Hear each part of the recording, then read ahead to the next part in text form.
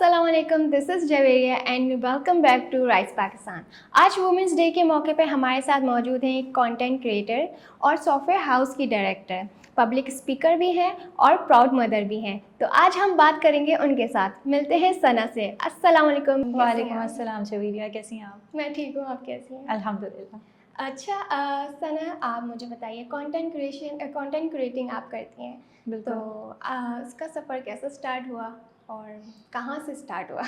सही है। बेसिकली आजकल जैसे आपने कंटेंट क्रिएटर देखे हुए हैं, वो इसको एज अ प्रोफेशन लेके चल रहे हैं, ये देर अर्निंग फ्रॉम दैट।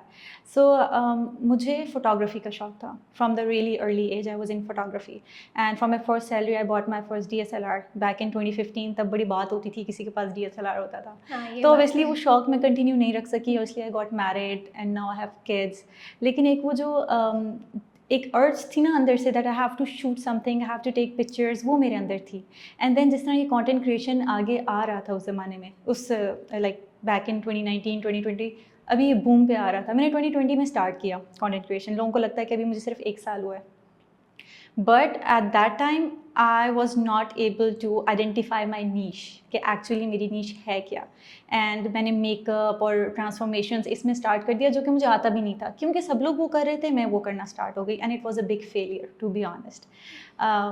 तब मुझे नहीं आती थी वो चीज़ें। नाउ उसके बाद इन 2023 I think I started it again and I decided कि नहीं, मैं जो हूँ मैंने उसी का कंटेंट बनाना है। I love to do DIYs at home, चीज़ें डेकोरेट करना, घर सजाना, या बच्चों के साथ जिस तरह मैं टाइम स्पेंड कर रही होती हूँ, तो बिल्कुल natural the way I am at home. I just record the content, या मैं अपने DIYs की वीडियोज़ बनाती हूँ एंड मैंने पोस्टिंग स्टार्ट कर दी and it was a big hit within a year. Sorry continue. लोगों को वो चीज़ इंस्पायर भी करती है, इंस्पायर क्योंकि वो करती कनेक्ट है कर सकते हैं उस चीज़ से। एग्जैक्टली, बिकॉज अगर आप देखें नॉर्मल पाकिस्तान की जो हाउस वाइफ्स हैं, वो तैयार होके नहीं रहती हैं, वो उसी तरह रहती हैं जिस तरह मैं उनको शो करा रही हूँ, नॉर्मल घर के कपड़ों में। ठीक, सो इसीलिए बहुत जल्दी जो हाउस वाइफ्स थी वो मेरे से कनेक्ट कर सकेंगे। या बच्चों का अगर नाश्ता बना रही हूँ तो मैं बिल्कुल नेचुरल वे में बना रही हूँ, मैं उनका कोई अंग्रेजी खाना नहीं बैठ के बना रही हूँ। सो बेसिकली जो हर घर में हो रहा होता है, सो I started showing that.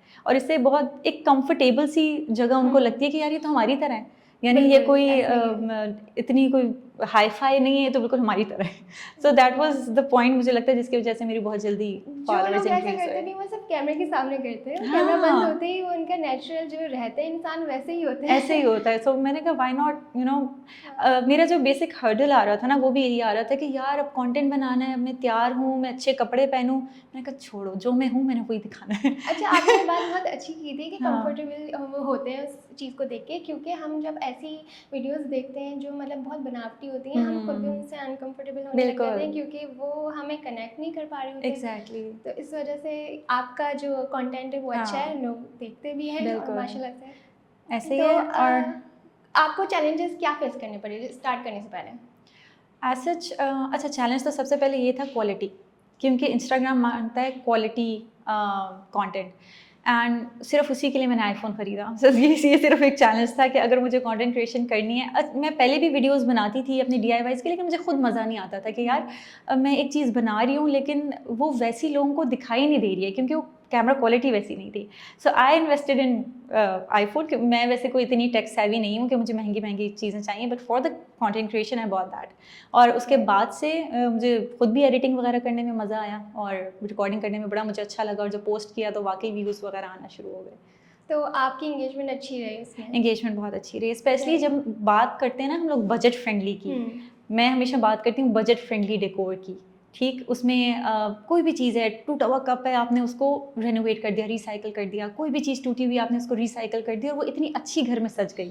So that's how, you know, औरतें मुझे देखती हैं कि अच्छा ये कर रही है, and they try to copy me, या they try to recreate things out of it. तो वो बजट फ्रेंडली का वर्ड जो है ना, वो बहुत अट्रैक्ट करता है लोगों को। वही बात है, आपसे इंस्पिरेशन लेती हैं। एग्जैक्टली, क्योंकि मैंने उनको एक ये आइडिया दिया कि ज़रूरी नहीं है कि आप बहुत पैसे खर्च करके अपना घर डेकोरेट करें, आप छोटे छोटे DIYs करके भी अपना घर डेकोरेट और खूबसूरत कर सकते हैं। ऐसे ही यही है।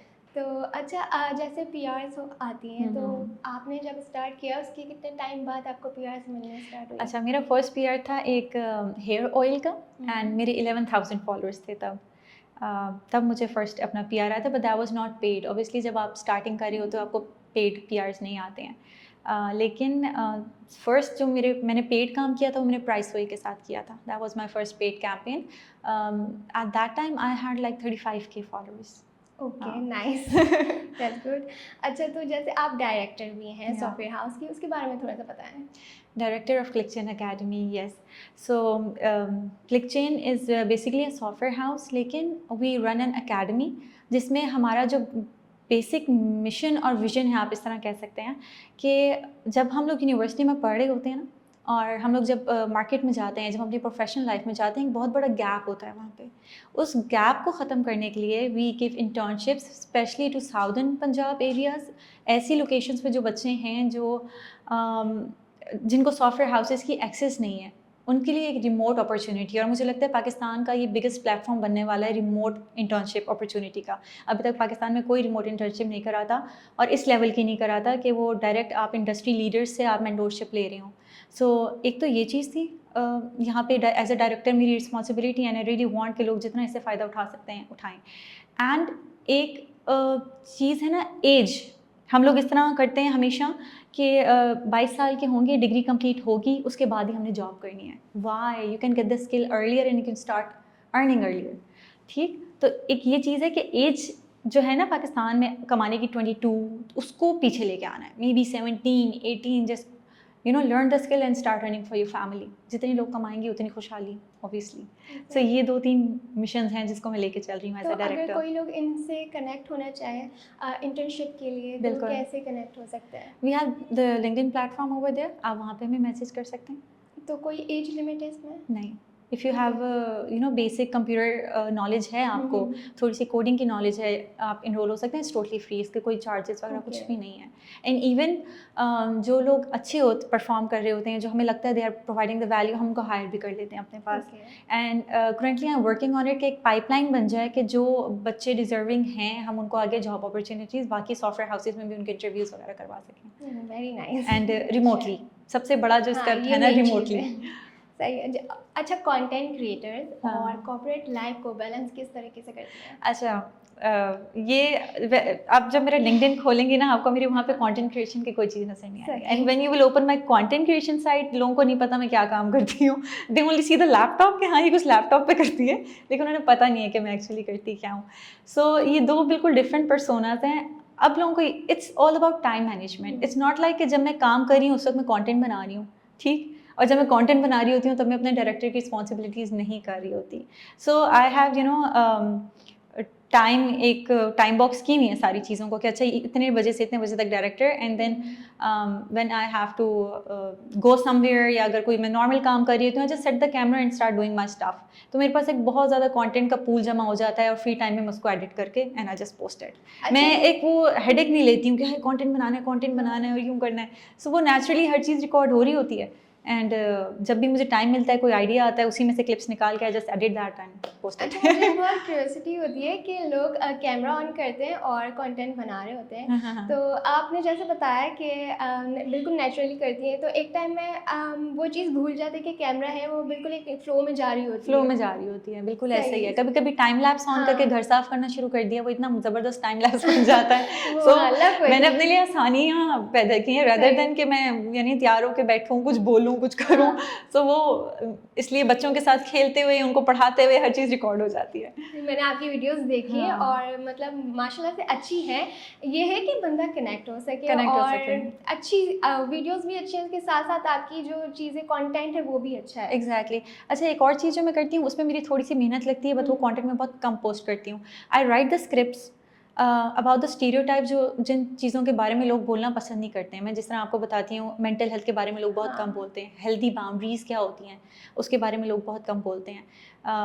किसी को ना कैसे कहना है, और ना नो सही वक्त पे कहना कितना इंपॉर्टेंट है। No means no.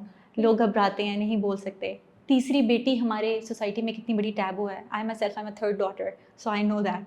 तो इन चीज़ों के बारे में मैंने बोलना स्टार्ट किया, जिसकी वजह से बहुत लोगों ने मेरे वो स्क्रिप्ट्स, वो राइटिंग, मेरे वॉइस ओवर्स बहुत ज़्यादा फिर वायरल होना शुरू हुए। Like it went to 10 millions और इस तरह के रिव्यूज़ आना शुरू हुए। मेंटल हेल्थ तो एक बहुत बड़ा इशू है हमारी Exactly. सोसाइटी में, जो ऐसे हम ही उस पर ज़्यादा फोकस नहीं करते हैं बिल्कुल। और देखते भी नहीं है इस चीज़ को कि हमें नहीं पता होता है कि हमारे आसपास जो भी इंसान है उसमें वो कितने मेंटली डिस्टर्ब है। बिल्कुल। तो अगर हम इस पे आप जैसे स्टेप लेती हैं, लोगों को अवेयरनेस आएगी तो काफ़ी उन लोगों के लिए भी अच्छा होगा, उनको बिल्कुल। अवेयरनेस मिलेगी इस चीज़ अच्छा, से। मैंने स्टार्टेड राइटिंग दी स्क्रिप्ट्स तो लोगों को लगा कि मैं साइकोलॉजिस्ट हूँ और मेरे पास औरतों के इतने डीएम्स आए उनके मसलों के। अच्छा, मैं भी फ्री टाइम पे उनको मशवरे दे रही होती थी और काफ़ी लोगों ने बाद में थैंक यू भी किया that you know we followed you और आपने जो बताया हमने वो किया और हमें बड़ा फ़ायदा हुआ है। सो ये चीज़ भी है कि बहुत सी ख़वातीन से भी मैंने इसके थ्रू बात किया। सो आपके नज़दीक ट्रूली एम्पावरमेंट की डेफिनेशन क्या है? ट्रूली एम्पावरमेंट, जब भी एम्पावरमेंट की हम बात करते हैं ना, वुमेन एम्पावरमेंट वुमेन की, एम्पावरमेंट। लोग सबसे पहले इसको जोड़ते हैं फाइनेंशियल इंडिपेंडेंस से, है ना, कि एम्पावरमेंट का मतलब तो यही है कि औरत खुद कमाए। मेरे नज़दीक इस तरह लगता है कि इमोशनल इंडिपेंडेंस फाइनेंशियल इंडिपेंडेंस से पहले आती है। बिकॉज़ अगर आप इमोशनली फ़िट नहीं हो ना, इमोशनल इंडिपेंडेंस क्या है कि आप अपनी खुशी का इन्हिसार किसी दूसरे पे नहीं करो। Be the source of your own happiness. किसी और का मूड या किसी और के लफ्ज़ आपको असर नहीं करने चाहिए। जो औरत ये सीख लेती है ना, वो एम्पावर ऑलरेडी हो जाती है और यही एक क्वालिटी है जो आपको वर्क प्लेस में भी और ज़िंदगी में हर जगह आपके काम आती है। सो आई थिंक इमोशनली इंडिपेंडेंट होना, that is the first thing that empowers you totally. Financial independence मुझे लगता है उसके बाद आती है। तो वो जो पॉइंट है जहाँ पे औरत ही औरत की दुश्मन होती है समटाइम, तो वो पॉइंट कहाँ से आता है? इनसिक्योरिटी से? इनसिक्योरिटीज़ भी होती हैं बहुत से लोगों को, स्पेशली जो औरतें जिनको पता है कि हम यहीं पे आता है, जो औरत इमोशनली इंडिपेंडेंट नहीं होती ना, जो कंप्लीट होती है, उसको फ़र्क भी नहीं पड़ता कि कोई दूसरी औरत उसके साथ कर क्या रही है, ठीक? सिर्फ़ जो इनसिक्योर औरतें होती हैं, जो किसी मकाम पे नहीं पहुंच सकती हैं या जो देखती हैं कि यार इन चीज़ों को तो मैं अचीव ही नहीं कर सकती जो ये करी है, सिर्फ़ वही इन इन चीज़ों में होती हैं, बाकी औरतें नहीं होती हैं। हाँ, क्योंकि सो जो वुमेन है अगर अपनी लाइफ को भी कुछ ऐसी लाइफस्टाइल भी ऐसी कर ली जहाँ वो बिजी रहती है तो वो उनका दिमाग भी वहाँ नहीं जाता। जाता। हाँ, ऑब्वियसली आप अपने आप को प्रोडक्टिव चीज़ों में बिज़ी रखें, हाँ, तो आपका दिमाग इन चीज़ों पे जाता ही नहीं है, बिल्कुल भी। बिल्कुल ऐसा ही है। आपके नज़दीक अभी भी पाकिस्तान में वुमेन्स की अपॉर्चुनिटी बिल्ड हो रही है या फिर उनमें अभी भी काम हो रहा है? मुझे लगता है पाकिस्तान में बहुत इम्प्रूवमेंट आई है, स्पेशली जब से हमारे पास डिजिटल प्लेटफॉर्म्स आ गए हैं, उसके थ्रू जो जितनी भी ख़वातीन हैं वो ऑनलाइन बिज़नेस कर रही हैं। तो ये एक बहुत बड़ी अपॉर्चुनिटी है कि अब घर बैठे-बैठे दे कैन अर्न, ठीक? इसके अलावा कंटेंट क्रिएशन से भी काफ़ी औरतें अर्न करने लग गई हैं। स्पेशली यूट्यूब पे जितने भी हमारे पास कोर्सेज़ वगैरह हैं, वो लर्न करके and you know online remote jobs they have started doing that. जब भी वैसे मैं कहीं जाती हूँ, किसी भी गैदरिंग में जाती हूँ, मुझे नहीं याद पड़ता कि कोई खातून कहेंगी नहीं मैं कुछ नहीं करती, कुछ ना कुछ कर रही हैं। यानी मैं अगर अपने अपने बच्चों के स्कूल में जाती हूँ और मैं जितनी भी ख़वातीन, they all are doing something. कोई यू नो ज्वेलरी का बिज़नेस कर रही है, किसी की बुटीक है, कोई परफ्यूम्स का बिज़नेस कर रही है। सो बहुत अपॉर्चुनिटीज़ मुझे लगता है अब इस किस्म की क्रिएट हो गई हैं तो एंड आप इतनी अवेयरनेस आ गई है औरतों में कि हम कर सकते हैं। तो आप भी एक तरीके से उनकी हेल्प करती हैं? हाँ, जो एग्ज़ैक्टली जब भी स्टार्टअप मुझे करती कोई हैं? स्टार्टअप रीच आउट करता है और मैं आपको बल्कि बताती हूँ कि जितने भी मेरे पास इंस्टाग्राम पे बिज़नेसेस मुझे करते हैं ना अप्रोच प्रमोशन के लिए, उसमें 90% ख़वातीन होती हैं और मुझे बड़ी हैरत हुई थी कि इवन फर्नीचर का बिज़नेस तक ख़वातीन कर रही हैं। अच्छा। हाँ, तो अब तो हर फील्ड में है माशाल्लाह। वो एक बात हो गई ना कि वो घर से बाहर जाने में एक ऐतराज़ होता था एतराज़ औरतों होता के, था। अब वही चीज़ घर में बैठे हुए मिल गई तो वो ज़्यादा ईज़ी है। एतराज़ के अलावा बहुत कन्वीनिएंट होता है हुँ, औरतों के लिए, क्योंकि ऑब्वियसली आप माने ना माने एक बच्चों की रिस्पॉन्सिबिलिटी माँ पे ज़्यादा होती है एज़ कम्पेयर टू फादर। बिल्कुल। तो बच्चों को अकेला छोड़ने से अच्छा है कि आप घर बैठ के ही ऐसा कुछ कर लें कि आप उससे अर्न भी करें हाँ, और आपके मसरूफ़ भी रहें। मसरूफ़ सही रहना है। ज़्यादा मुझे लगता है हेल्दी होता ऐसी है। बात है, वो चीज़ हेल्दी होती है। हाँ। और अच्छा जैसे करियर लाइफ़ और बात करें अगर हम पर्सनल लाइफ़, मैरिड लाइफ़, हुँ। इसको किस तरीके से बैलेंस करती हैं और औरतों को क्या गाइडेंस देंगी कि किस तरीके से करना चाहिए? अच्छा, लोग सबसे पहले ये कहते हैं कि करियर बाद में और आपकी शादी सबसे पहले आनी चाहिए। मैं अपनी स्टोरी शेयर करती हूँ। मैं शादी से पहले I was a working girl, girl not women, it's been 10 years now. So उस शादी के बाद मैंने छोड़ दी थी जॉब, बिकॉज मेरा फोकस था कि पहले फैमिली को टाइम दे दूँ, फैमिली बनानी है. एंड 5 साल के बाद मैंने अपना करियर स्टार्ट किया है. सो मुझे इसमें लगता है कि करियर आपका वेट कर सकता है, आप उसको कभी भी स्टार्ट कर सकते हो. If you have skills, if you have guts, if you have knowledge, education, आप उसको कभी भी स्टार्ट कर सकते हो. लेकिन ये जो फैमिली बनाने वाला टाइम है ना, ये दोबारा नहीं आता. ठीक, वो जो अंडरस्टैंडिंग आपने क्रिएट करनी होती है, वो बच्चों का जो इनिशियल टाइम उनको देना होता है, एटलीस्ट 2 साल. वैसे तो इस्लाम में कि 7 साल तक करें, लेकिन आजकल जैसे दौर है तो एटलीस्ट 2 साल तक तो बच्चों की तरबियत आप करें कि बेसिक मैनर्स. सो मुझे इसमें लगता है करियर कैन वेट. उसके साथ आप घर में बैठ के अगर कुछ करना चाहती हैं, यू कैन डू दैट. आप अपने स्किल्स को और रिफाइन कर सकती हैं, आप वो टाइम लर्निंग में स्पेंड कर सकती हैं विद अ थॉट कि हाँ भाई मैंने आगे जाके जॉब करनी है. ठीक. सो मुझे लगता है इनिशियल टाइम आपको अपनी फैमिली को देना चाहिए. तो अच्छा, कॉन्फिडेंस बिल्ड करना और सेल्फ डाउट से निकलना आपने कैसे मैनेज किया? कॉन्फिडेंस तो अल्हम्दुलिल्लाह बचपन से ही बहुत था. So basically I really want to praise my teachers. Basically कुछ टीचर्स होती हैं ना, बचपन में ही आइडेंटिफाई कर लेती हैं कि अच्छा ये टीचर्स का बड़ा अच्छा रोल होता है आपकी ज़िंदगी में. और मुझे लगता है कि ऐसा मेरे ही है। टीचर्स का बड़ा इंपॉर्टेंट पार्ट है मेरी लाइफ में, क्योंकि अगर वो आइडेंटिफाई ना करती, या अगर वो ये आइडेंटिफाई ना करती कि यार ये स्टेज पे आ सकती है, तो मैं कभी ना आ सकती. ठीक. और वहीं से आपका कॉन्फिडेंस बिल्ड होना स्टार्ट होता है. एंड इसी तरह कॉलेज में भी सर इकराम थे एक मेरे, पता नहीं वो कहाँ हैं, लेकिन उन्होंने आइडेंटिफाई किया कि यार ये लड़की इंग्लिश में अच्छी कर लेती है, होस्टिंग और सारा कुछ. एंड 2 साल आई वॉज द होस्ट, जो भी फंक्शन होता है, कुछ भी होता अच्छा. था, और उसका फिर मुझे अवार्ड एंड सर्टिफिकेट भी मिला. हाँ. सो वो एक पिन पॉइंट करना ना एक टीचर का काम होता है. मैं अकेली तो कुछ नहीं कर सकती थी, या मैं चीख नहीं सकती थी कि मुझे आता है, मुझे आता है. हाँ. तो वो टीचर्स का ही बड़ा, टीचर्स ही देखते हैं बच्चे के अंदर. एग्जैक्टली. कोई भी चीज़ हो, स्पोर्ट्स हो या कोई फंक्शन हो, सो दे आइडेंटिफाई कि भाई कौन सा बच्चा है जो स्टेज पे जा सकता है. सो वहाँ से कॉन्फिडेंस मेरी टीचर्स ने बहुत बिल्ड किया, मुझे इतना लगता है. मेंटोर होते हैं एक तरीके से, Mentors आप उनको होते हैं. मेंटोर समझते हो और आप चाहते हो कि उनसे ही आप मतलब हर चीज़ सीखो. ऐसे तो ही है. एक जैसे एक टाइम में आपको आगे जाके याद भी तो रहते हैं वो. मेंटोर्स आपको सारी लाइफ अपने रखने चाहिए. रखने चाहिए, हाँ. बिल्कुल. सो आई स्टिल हैव मेंटोर्स. में अदील भाई जो फाउंडर ऑफ क्लिक्स अकेडमी है, ही इज़ माई मेंटोर. और मुझे इसमें लगता है कि अगर वो कोई बात कह देते हैं ना, मुझे करनी है. हाँ. और वो एक होता है ना, यू कैन डू इट वाली हाँ. बात. सो अगर वो कुछ कह दें तो मुझे इसमें लगता है कि मैं कर लूँगी. मैं इसकी एग्जांपल इस तरह देती हूँ कि ऑब्वियसली शादी के बाद आप बिल्कुल घर में हो जाते हो, इतने लोगों में नहीं निकलते. Then he gave me opportunity कि no start working. So I start working in a software house again. और 8 साल बाद he gave me an opportunity कि एक पब्लिक स्पीकिंग जब मैंने शुरू की. अच्छा. तो मैं स्टेज पे 8 साल बाद गई थी, यानी कॉलेज लाइफ के बाद तब मैं गई थी, नहीं बल्कि अपनी शादी के बाद. अच्छा. वो मेरा लास्ट स्टेज था. अच्छा. और उसके बाद फिर मैं स्टेज पे गई थी. थोड़ी नर्वस थी, लेकिन उसने मेरा बहुत कॉन्फिडेंस खोला. तो ये बहुत. पब्लिक स्पीकिंग के बारे में बताइए, कैसे आपने की? यही मैं आपको अब जर्नी बता रही हूँ कि हमारी हर साल यहाँ पे एजाइल कॉन्फ्रेंस होती है. वहाँ पे हमारी we were the sponsor for that conference हमारी जो. अच्छा. और हमें इस तरह सीट्स मिली थी पब्लिक स्पीकिंग की. तो वहीं पे अदील भाई ने कहा कि no you have to go and talk on the stage. तो पहली दफ़ा तो बहुत घबराहट हुई थी, लेकिन अच्छी स्पीच मेरी डिलीवर हो गई थी. उसके बाद मेरे बहुत ज़्यादा नेटवर्क्स भी बने. And then people started inviting me कि आपने वहाँ पे की थी, आप आएँ. So it open gates for me. तो इस तरह मेरी पब्लिक स्पीकिंग जर्नी स्टार्ट हुई थी. अब जैसे आप कंटेंट क्रिएटर हैं, तो ओरिजिनलिटी और कंसिस्टेंसी को किस तरह से बैलेंस करती हैं उसमें?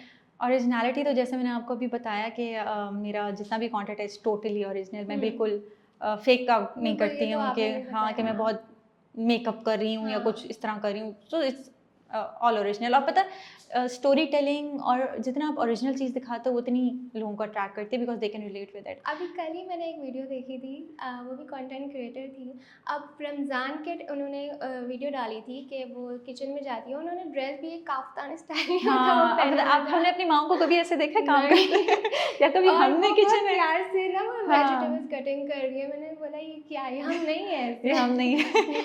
बिल्कुल. तो मैं बिल्कुल नहीं उनसे इंस्पायर. मैंने उनको स्क्रॉल कर दिया. तो आप बता रही थी. Exactly. And consistency obviously you हाँ. Have to run with algorithm. हाँ. इंस्टाग्राम के कुछ एल्गोरिथम्स होते हैं जो आपको फॉलो करने ही होते हैं. हाँ. कि उनका वैसे ये है कि 1 वीक के अंदर अगर आप 3 रील्स पोस्ट कर रही हैं तो वो ज़्यादा ऑडियंस तक रीच करेगी, आपकी एंगेजमेंट अच्छी रहेगी. एंड देन इसी तरह कैरोसोल्स होते हैं, वो आप एटलीस्ट 2 पोस्ट कर लें तो आपकी जो है कंसिस्टेंसी वो रहती है। Yes yes. Kenya time magazine में आपने इनक्रेडिबल वुमेन में फीचर का सफ़र कैसा रहा, किस तरीके से आपको ये अपॉर्चुनिटी मिली और कैसे आपका उसमें नाम आया? ठीक है। So basically Kenya time magazine में जब मुझे अप्रोच किया गया था वो इसी बेस पे किया गया था that how are you managing all these things at one time.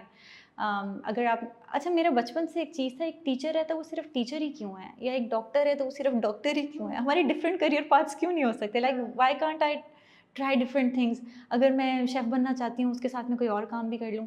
तो मुझे इस तरह लगता था कि आपको ना डिफरेंट डिफरेंट चीज़ें करनी चाहिए, सिर्फ एक प्रोफेशनल पे स्टिक होना मुझे बोरिंग लगता था शुरू से, फ्रॉम द रियली स्टार्ट। हालांकि इस तरह कहते हैं कि नहीं master of all jack of none वाली बात होती है, लेकिन अब वो चीज़ चेंज हो चुकी है कि ज़रूरी नहीं है कि आप एक ही चीज़ पे स्टिक करें। तो if I talk about myself, I started my journey as a manual QA के बाद मैंने नेटसोल टेक्नोलॉजीज़ में एज एन ऑटोमेशन इंजीनियर में हायर हुई थी। एंड उसके बाद जब मेरी शादी हो गई, उसके जो 5 इयर्स का टाइम पीरियड है ना, I work as a on air host on GNN news. 1 साल मेरा फिर मीडिया में गुजरा, बिल्कुल ही opposite, IT and media, it was totally opposite field. And then मैंने थोड़ा मार्केटिंग एंड पीआर में भी काम किया विद अ ब्रांड, तो वो एक अलग फील्ड थी। फिर I switch to software engineering again, and then this academy side, and then content creation side and public speaking side. So इस चीज़ को लेते हुए ना they reached me out that how are you able to do a lot of things. तो उसमें मेरे पूरे interview में फिर उसी के बारे में था। सही। अब जैसे कि अमेज़न में बुक है वुमेन्स हु लीड, तो Yeah. उसमें भी आपका 50 टॉप 50 में आपका नाम आया है। Exactly, तो top 50 वो भी इसी से inspiration. कनेक्ट है। Exactly, that's the only reason कि I mean they feel like I'm an inspiration for a lot of women out there. और जो मेरा content है, the way I'm inspiring others, तो that's why they highlighted me over there. अच्छा, जब मुझे उन्होंने contact किया था तो पता नहीं हैरान हुई थी मैं खुशी से ज़्यादा मैं हैरान हुई थी कि वाई मी, लाइक इतनी ज़्यादा औरतें हैं जो और भी काम कर रही हैं। So that was the main reason that they told me, या they are doing in the specific field but you are in multiple fields. Sometimes हम अपने काम में इतना बिजी होते हैं ना, मतलब बहुत सारी चीज़ें कर रहे होते हैं, हमें आइडिया नहीं होता कि हम बहुत अच्छा भी कर रहे हैं। एग्जैक्टली। तो वो सामने वाला याद दिलाते हैं, हाँ। अच्छा आप हैं इस काबिल, तो आप इसमें आइए। बिल्कुल बिल्कुल ऐसे ही होता है। अब जैसे वुमेंस डे के मौके में आप क्या मैसेज देना चाहेंगे हम सारी वुमेन्स को? सारी ख़वातीन को मैं, ख़वातीन के लिए मेरा हमेशा से ना एक ही मैसेज हुआ है कि जैसे अभी मैंने पहले भी बात की, इमोशनली डिपेंडेंट आप कभी किसी पे ना हो, ठीक है। फाइनेंशियल डिपेंडेंसी हर किसी के हाथ में नहीं होती है। बहुत सी औरतें होती हैं जिनको जॉब करने की इजाज़त नहीं होती है, उनके ऐसे सर्कमस्टांसेस होते हैं जो घर से बाहर नहीं निकल सकती हैं, बट अपने आप को बिज़ी रखें प्रोडक्टिव चीज़ों में। आप वो टाइम किसी लर्निंग पे लगा सकते हैं, ठीक।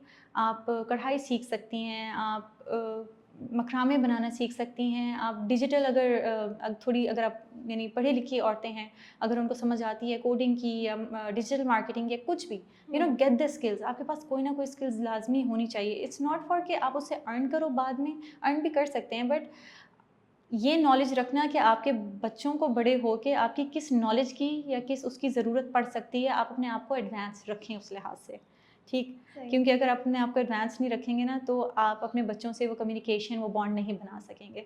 एंड अगेन अपनी खुशी अपने हाथों में रखें, आप किसी और को ना दें। ये मेरा कि सबसे वो एक्साइटमेंट में बता देते हैं, एग्जैक्टली वहीं से स्टार्ट हो जाता है फिर। हाँ ऐसे ही है। बिल्कुल। आपने बात की थी मेंटल हेल्थ के ऊपर, एक अगर आप थोड़ा सा उसमें डिस्कस करें कि आप क्या सोचती हैं कि हमारे यहाँ जो लोग हैं उनको किस तरीके से मेंटल हेल्थ के ऊपर अवेयरनेस मिलनी चाहिए? मेंटल हेल्थ अवेयरनेस अब थोड़ी बहुत लोगों में आ गई है, इन अ सेंस स्पेशली जो जेंजी है हमारी, how they are behaving with the corporate people. अगर आप देखें तो वो अपने मेंटल हेल्थ को बहुत ज़्यादा प्रायोरिटाइज कर रहे हैं, that they need flexible hours. कोई चीज़ उनको नहीं करनी तो वो तो कह देते हैं नहीं करनी, कि हमारा यानी हमारे मुताबिक वो चीज़ नहीं है। मेंटल प्रेशर आता कब है? एक तो जब आप कुछ वो चीज़ें कर रहे होते हो जो आप नहीं करना चाहते हो, ठीक, तब आपको एक मेंटल स्ट्रेस आता है। स्पेशली बहुत से लोग ऐसी जॉब्स में स्टक हैं जिससे वो खुश भी नहीं है, but they have to do it because उनको अर्न करना है। वो एक मेंटल प्रेशर आपको बहुत ज़्यादा क्रिएट करता है। सो यू नो, अब जिस तरह मैं बता रही हूँ कि अब तो अर्निंग के इतने ज़्यादा तरीके निकल आए हैं that you can find the way कि आप उससे घूम फिर भी सकें और उसके साथ साथ अपना काम भी कर सकें। सो ये चीज़ें भी थोड़ा इफ़ेक्ट करती हैं आपको। अच्छा, आपको क्या लगता है आपके अंदर कौन-कौन सी लीडरशिप क्वालिटीज़ हैं या फिर वुमेन में होनी चाहिए लोगों में? अच्छा, जब भी लीडरशिप की बात आती है ना, लोगों को लगता है कि हम इसको खड़ा कर देंगे तो ये हमारा लीडर बन जाएगा। मुझे लगता है लीडरशिप आपकी बचपन से ही आपके अंदर क्रिएट होना स्टार्ट होती है। वो जो so if I alpha word होता है कि अचानक हाँ, से पता चलता है। Exactly. So if I talk about my self, एक सर्कमस्टांसेस में आपको जो आपके इर्द गिर्द के सर्कमस्टांसेस होते हैं ना, वो आपको नेचुरली लीडर बना देते हैं। If I talk about my self being a third daughter, मुझे पता नहीं क्यों हमेशा से बड़ा प्रेशर फील हुआ है कि नहीं, मुझे कुछ करके दिखाना है। एक होता है ना कि नहीं, आई वांट टू, मैं करके दिखाऊंगी कि यानी बेटियां एमी नहीं होती हैं, और अगर तीसरी है तो क्या हो गया। सो एक वो चीज़ जो थी उसने मुझे बड़ा हमेशा एक पुश दिया है कि नहीं, I have to do something, और इसलिए शायद मैं लीडरशिप पोस्ट पे या इस पे आ सकी हूँ। सो आप इसी घर में तरह सबसे छोटी भी थी? मेरे बाद एक भाई है मेरा, लेकिन अच्छा, बहनों में मैं सबसे सही। छोटी हूँ। सो इस तरह मुझे लगता है कि जो आपके इर्द गिर्द के सर्कमस्टांसेस होते हैं ना, वो आपको एक लीडर बना देते हैं। हर चीज़ एक घर के इन्वायरमेंट से ही घर के इन्वायरमेंट से ही होती स्टार्ट है। होती है, and then as you mentioned, या जैसे मैंने बात की कि आपके मेंटोर्स उसको पॉइंट आउट करते हैं उन Exactly, क्वालिटीज़ हाँ। को, और फिर उनको और लेके कुछ मेंटर ऐसे भी होते हैं जो आपको बहुत ज़्यादा उसमें डिमोटिवेट भी कर देते हैं कि आपके अंदर जो हाँ, एक क्रिएटिविटी भी होती है ना, तो आपको ऐसा शक होने लगता है कि मैं नहीं कर सकता, मैं बिल्कुल आगे ऐसा भी नहीं जा होता है। सकता। So we need a right mentor. हमेशा आप हमेशा राइट पर्सन को ही बनाते हैं कि यार ये है मेरा मेंटोर। मेंटोर हम खुद हाँ, सेलेक्ट वो करते बात टीचर्स की हैं। हुई। हाँ, सही। कि मेंटोर तो राइट पर्सन ही होता हाँ, है, जो हमें खुद को पसंद आए, जो हम जिनसे हम एग्जैक्टली, इंस्पायर हो। बिल्कुल। अच्छा, आप ये बताइए कि अपॉर्चुनिटीज़ को कैसे ग्रैब कर सकते हैं, क्योंकि मोस्टली लोग ये समझते हैं कि मार्केट में अपॉर्चुनिटीज़ नहीं होती उनके लिए, तो आप इसमें क्या कहेंगी? अच्छा, बिल्कुल, मुझे भी बहुत सी औरतें इसी तरह डीएम करती हैं कि हमें ऑनलाइन काम सिखा दें या हमारे पास अपॉर्चुनिटीज़ नहीं है। सो इसमें एक चीज़ होती है that is called red card theory. So red card theory is, आपसे मैं पूछती हूँ, आप अभी घर से यहाँ तक आई हैं, आपको कितनी रेड कार्ड्स नज़र आई हैं?